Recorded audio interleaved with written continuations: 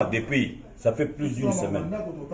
Depuis la PESA, on a l'examen à INRB suite aux athées. Lobby, tout se révolté, surtout, le ministère de la Santé va changer Bango, Indien Oyo, Naminito Oyo, Nazo Kendo Sabino, des Bakangi Kadena Libanda. Donc, Awa, Nazo Foué la fenêtre, porte, ils ont bloqué. Coronavirus. Et après, et aussi la peine Sony liboso ya bande comme souvent na biso na mboka.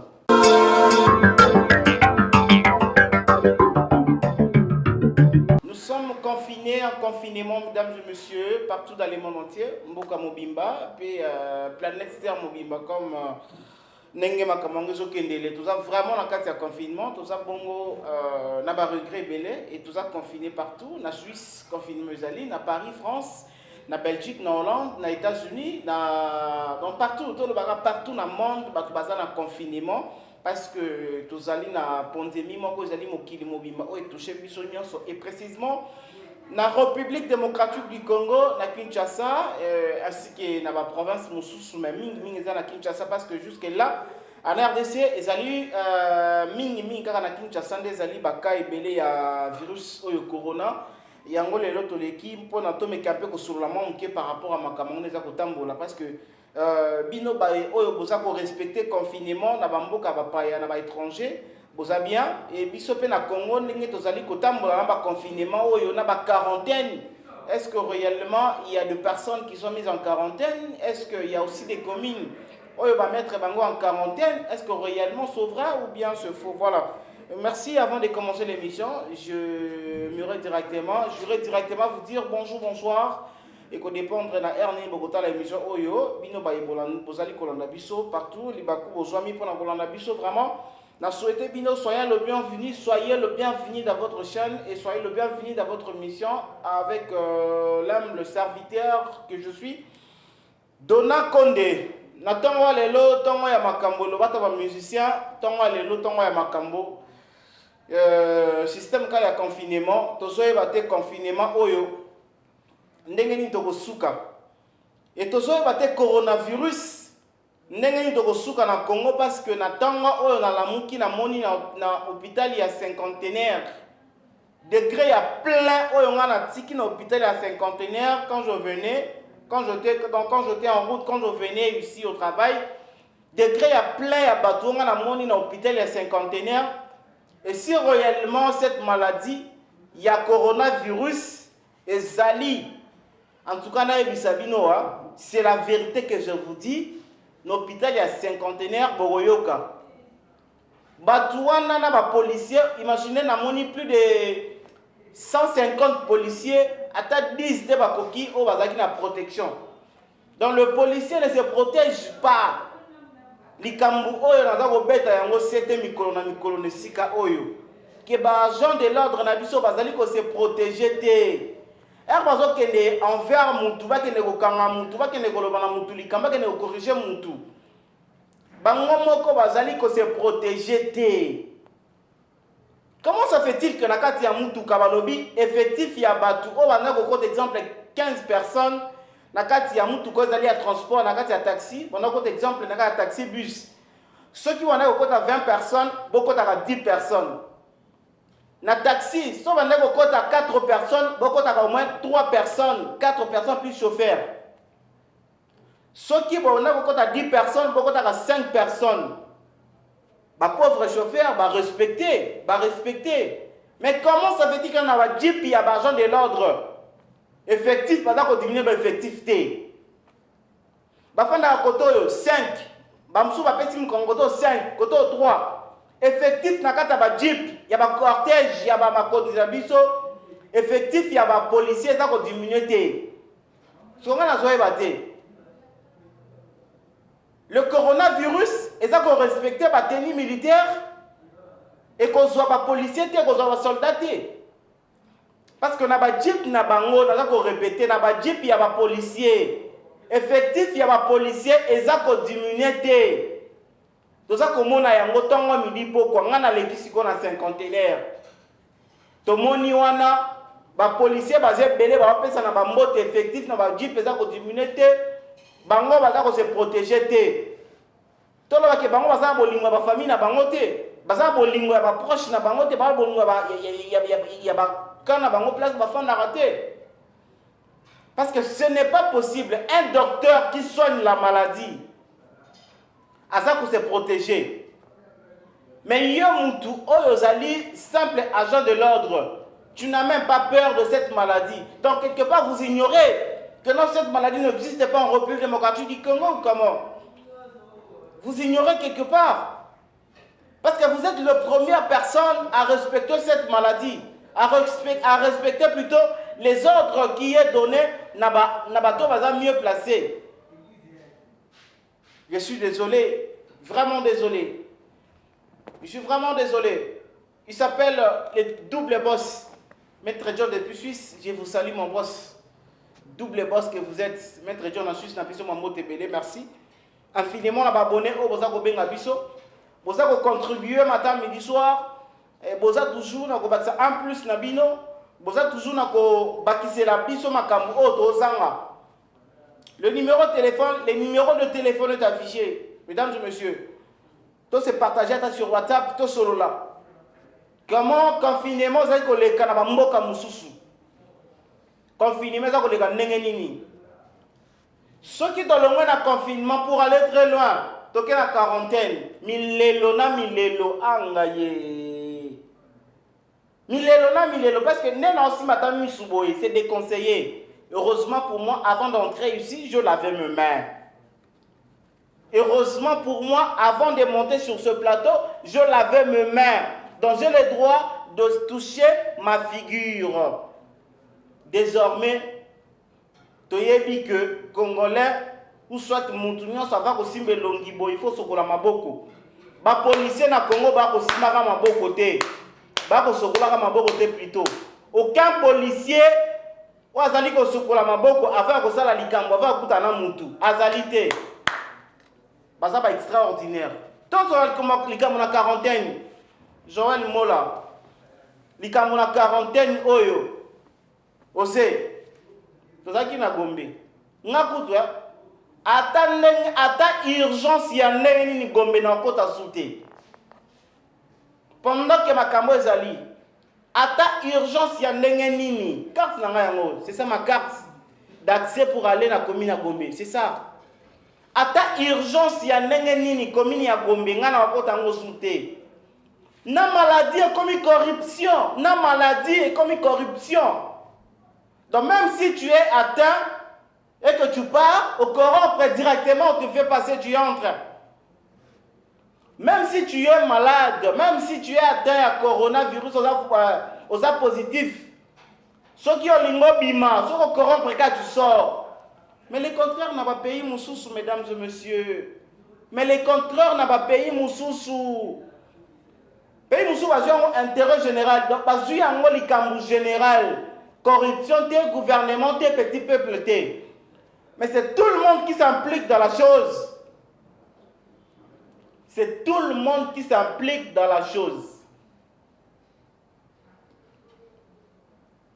Merci. Donc, qu'est-ce qu'on a quarantaine? Il y a hôpital à cinquantenaire. Ah, Nzambe. Plein à l'hôpital à cinquantenaire, non? Je viens de vous le dire ça au début de cette émission. Plein à craquer. L'hôpital à cinquantenaire. Joël Mola, merci. L'image que vous êtes en train de regarder, Batouana, soit Moutouana, Bomona, Kolobaka, Nanenga Zali ko filmer bandeko na ye, boka la image wana, boko yoka makambo ekoloba après. Makambo oyo image eza koloba boyoka yango après. Bandeko na biso ba uti poto, o ba utaki poto na moment oyo. Dans le dernier vol oyo utaki ba différents pays, ba frère na ba sœur na biso ba utaki poto.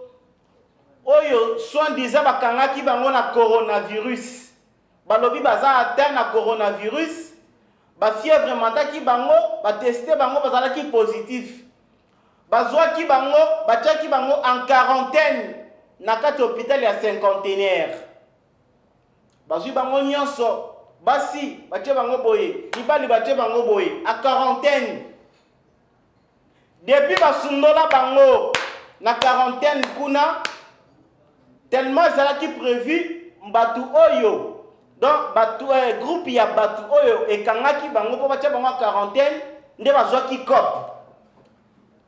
Donc bango bazwaki cop na eba moni batu bayema bango bazwi cop bakoti batu kuna. Et tellement percuté cop yango eko bongwana ekomaka mususu. Alors batu oyo batu oyo bakangaki ba diaspora batie bango na quarantaine babotoli bango cop wana bapesi batu mususu. Et pendant que bazui cop wana bapesi batu mususu bato batiaki na quarantaine baza soigné te baza surveillé te baza kolandela bango te. Lelo kaka bango mo ba décider balobi basala vidéo ba dénoncer. Donc bazo soigner bango te. OK, c'est bon. Bon quand on biso na coronavirus, kasi bo pesa biso pe ba résultat total là. Boye bisa biso coronavirus yango depuis boko tellement en quarantaine. Boye bisa biso. Donc comme il a niveau nini mutaya kate depuis ba kangela bango ba bimaka te ba kota kate ba kangela bango. Na kati hôpital à 5 containers. Eza pasi na mort. Déjà likambo ya cop. Tellement batu oyo bazwaki cop wana balongoli bango na kati hôpital ba remplacer groupe mususu na kati hôpital et cop yango e foiré yango siko bazwi bandeko na biso bautaki poto batiaki à quarantaine basundoli bango. Mais si réellement ils sont malades, mesdames et messieurs, si réellement ils sont malades, mais bon que ne soigner bango basili ça bango malade bazotuna siko biso toi malade bokangi biso awa tozali kolia komela difficilement. Bon, boyebisa biso maladie yango et comme na niveau nini ça évolue ezako bakisama toza kolongwa. Est-ce que tozali yango kaka to sili parce que tisiko yo ba kufa te botala mutu wana o aza koloba wana est-ce que la personne qui est atteinte il y a virus moko zali mortel à cause de la bongo botala yenenga ça est-ce qu'à cause de la bongo mutu aza atteint na coronavirus. Ça fait déjà, oh ata ba 2 semaines depuis bakanga bango ata ba 2 semaines. Mais balobi eloko wana ils ont se manifester après 14 jours. Et kangio ba respiration et kausio mungongo makamutu te comme compliqué. Mais plus de 2 semaines depuis bakanga batu wana depuis bacha bango en quarantaine. Bango wana ba fan bango wana balali wana ba sa eloko te ba olia na bango ba omela na bango. Mais si réellement la maladie existe, mais mettez-vous en action, les gouvernements. Mais moi je déplore avec le chaîne de télévision, soit disant le chaîne nationale, moi je déplore. Avec nos chaînes de radio, oui, bravo à vous parce que ce dernier temps, vous avez à la hauteur pour diffuser l'information, chaîne Mora Radio en place. Ma confrère d'Abidjan Top Congo, bravo à vous. Mais il y a des informations que vous cachez et je ne sais pas. C'est vous qui cachez cette information ou bien vous n'êtes pas encore au courant de cette information. Botala bandeko, basali déçu. Bayaki na mboka na bango, ke non soki ba kokufa, ba ke kufa na mboka na bango. Mais baye na mboka na bango, basali négliger, saboter. Mais ceux qui peuvent ba fanda ki na mboka mususu benge ba ndolandela bango. Lelo to yo ka ba ba partout balobi. Na ba étranger, na ba hôpitaux étrangers nyonso, ba injustice et continue na ba docteur.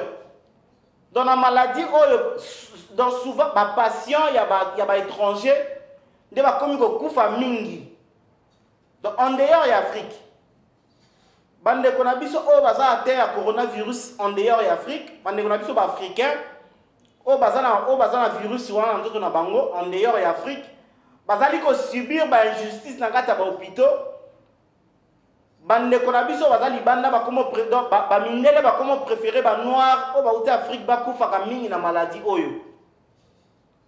Donc ba ko préférer ba soigner mundele mbangu abika akende ndaku na ye noir batika ye bongo akufa. Et ça passe na mawa.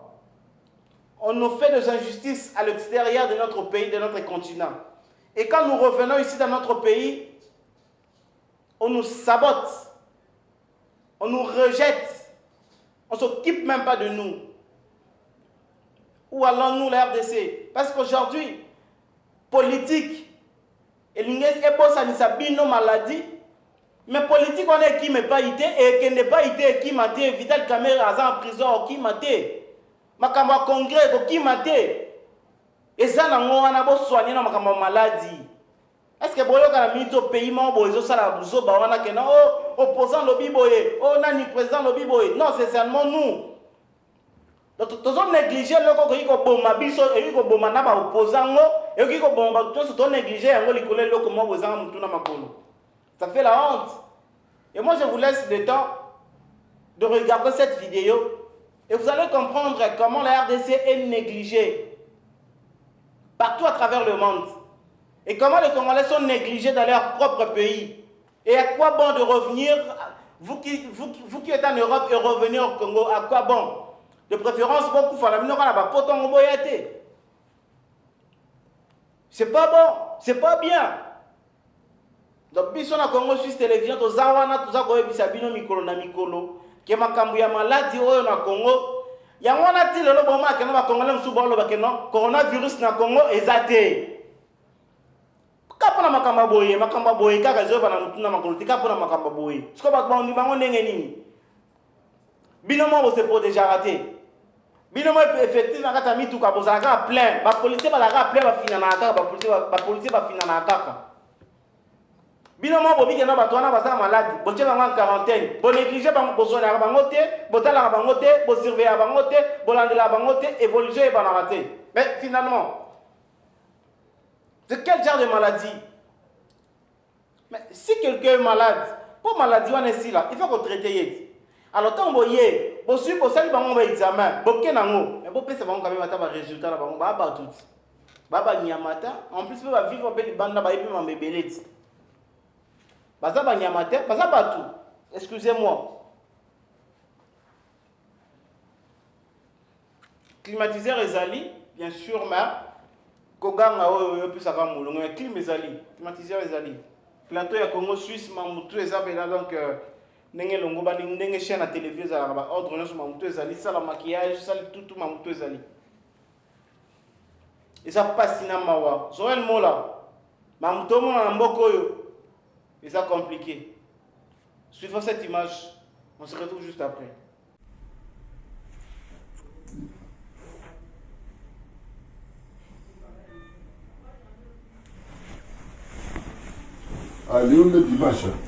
Allez, dimanche.